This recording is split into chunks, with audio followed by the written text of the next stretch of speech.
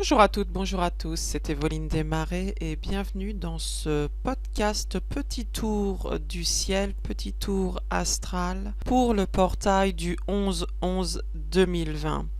Alors dans ce portail, on va retrouver un portail plein d'expansion, plein d'amour. On a passé un cap, l'univers va nous faire définitivement transiter et clôturer l'année 2020. On va commencer avec le soleil, partie intégrante plus masculine de l'homme, qui est aux côtés de Junon en maison 10, accompagné bien entendu de la part de Fortune. Alors en maison 10, on va vouloir purifier son âme, libérer nos séquelles du passé, et avec la balance, on va réussir à s'équilibrer.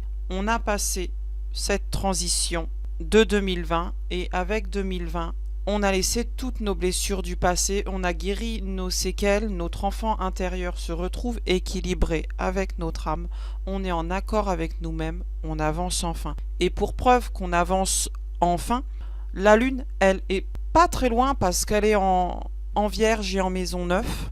Elle est très très proche encore du lion, donc elle a toute cette force du lion, elle a le feu du lion en elle, elle l'a gardé, mais en Vierge, elle va vouloir aller servir aujourd'hui tout cet amour qui est là, qui est naissant, et comme elle est rattachée à la maison 6, l'amour, on va le trouver dans la maison 6, on va le trouver en taureau, mais aussi en gémeaux. On va retrouver notre couple karmique dans cette prédisposition astrale, et cette prédisposition astrale, la lune et le soleil, ce couple Lune-Soleil, vont venir nous le garantir avec notre couple Mercure-Vénus, qui lui est Mercure en maison 10, Vénus en maison 9. Pourquoi je dis que Mercure est en maison 10? Parce qu'il est vraiment très très proche de la maison 10, même si il est quelque part en maison 9, parce qu'il est quand même déjà à 5 degrés.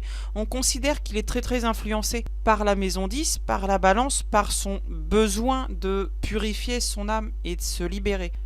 Avec l'amour à côté de Vénus, ils sont dans l'élongation Vénus et dans l'élongation de Mercure. Alors on va acquérir sagesse, on va acquérir l'altruisme. Avec la Vierge, on va servir tout ça. Notre âme va venir servir notre amour avec sagesse, avec altruisme, avec le milieu du ciel qui est là pour vraiment nous libérer. On est dans un ciel, dans une position astrale libératrice, et on est soutenu. On a quand même deux signes forts, un signe d'air qui va nous venir déterminer qui nous sommes pour le couple Lune-Soleil, ou pour le couple Mercure-Vénus, qui nous sommes, nous sommes la Vierge face au Taureau, nous sommes la maison 9 face à la maison 6. On est appuyé par des signes forts. On a Mars et Chiron. Mars, dieu de la guerre, en position rétrograde. Il va venir relâcher toute cette pression de la guerre. On en a fini avec la colère, on a passé le stade de nos peurs, tout ça c'est guéri. Et à côté de nous, on a Chiron, le grand médiateur du zodiaque. Pareil, lui aussi en position rétrograde. En maison 3, maison du Gémeaux, qui occupe la maison 6 et la maison 7.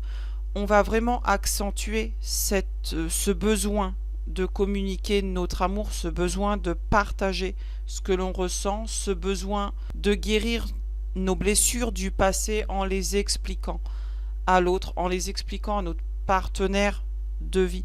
Alors le poisson, lui, il sert tout ça.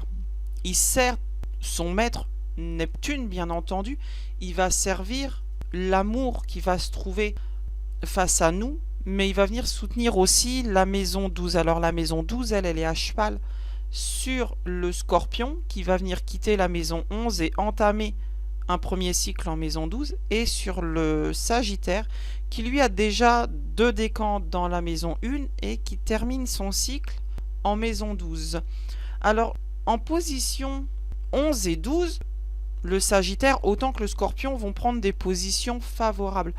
Le Scorpion, pourquoi? Parce qu'il va se remettre en question face à ce que nous avons, ce que nous possédons. Dans nos amitiés, maison 11, qui nous avons autour de nous, qui nous possédons autour de nous, qui nous soutient, qui nous a soutenus durant toute cette année 2020 et qui a été présent près de nous pour guérir nos blessures du passé.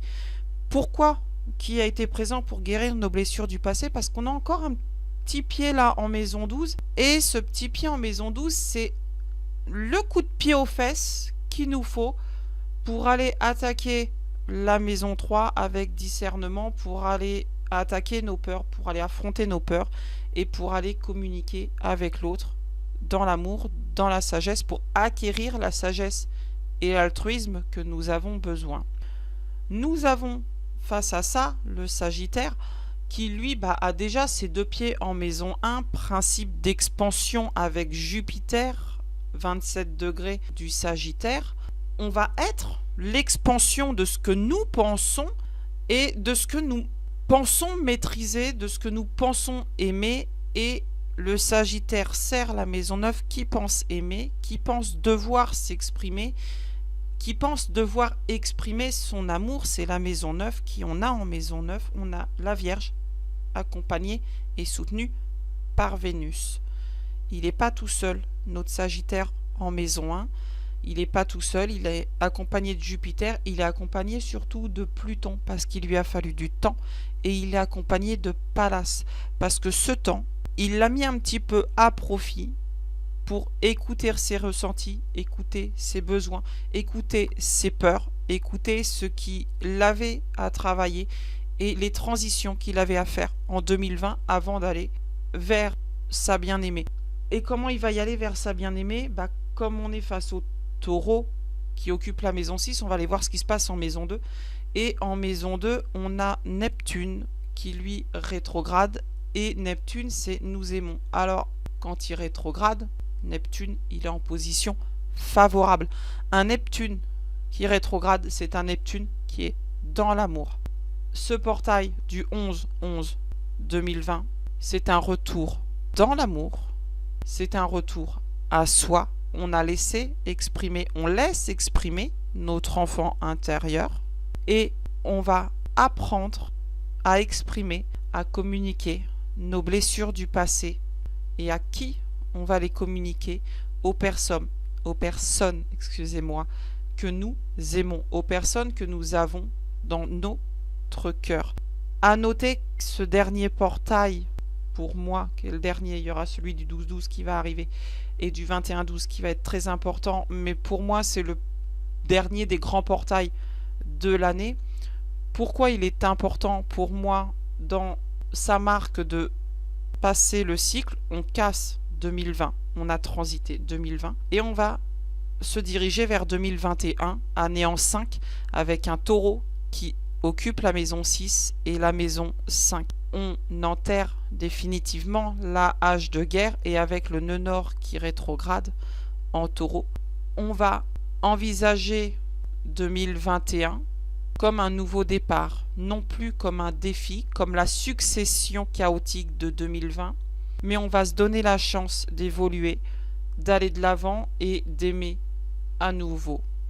Sur ce, je vous souhaite un beau portail, plein de belles énergies, belles âmes. Ciao, bye bye, à la prochaine.